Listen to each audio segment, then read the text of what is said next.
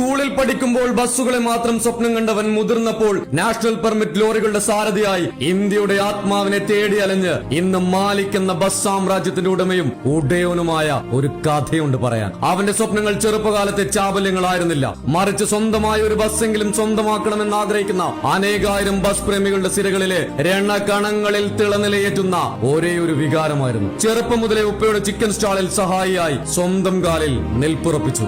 വളയം കയ്യിൽ ഒതുങ്ങിയ നാൾ തൊട്ട് പിന്നെ വരകൾ ഭേദിച്ചുള്ള യാത്രകളായിരുന്നു. ടിപ്പറുകളുടെയും NP ലോറികളുടെയും വളയം പിടിച്ച കൈത്തടമ്പിന് കഷ്ടപ്പാടിന്റെയും ലക്ഷ്യ സാക്ഷാത്കാരത്തിന്റെയും കഥകൾ മാത്രമായിരുന്നു പറയാനുണ്ടായത്. കഷ്ടപ്പെട്ടുണ്ടാക്കിയ കാശുകൊണ്ട് ആദ്യം അവൻ 14 സീറ്റിന്റെ പഴയൊരു ട്രാവലർ വാങ്ങി. പിന്നീട് അത് 26 സീറ്റിലേക്കും 24 സീറ്റ് മാർക്കോ പോളോ ബസ്സിലേക്കും ഉയർന്നു. വണ്ടികളൊന്നും പോരെന്ന് പരക്കെ പലരും പരദൂഷണം പറഞ്ഞു. അതൊക്കെ പക്ഷേ വരാൻ പോകുന്ന പൂരത്തിന്റെ സാമ്പിൾ വെടിക്കെട്ട് മാത്രമായിരുന്നു. വരാൻ പോകുന്ന വമ്പന്റെ വിളംബരം മാത്രമായിരുന്നു.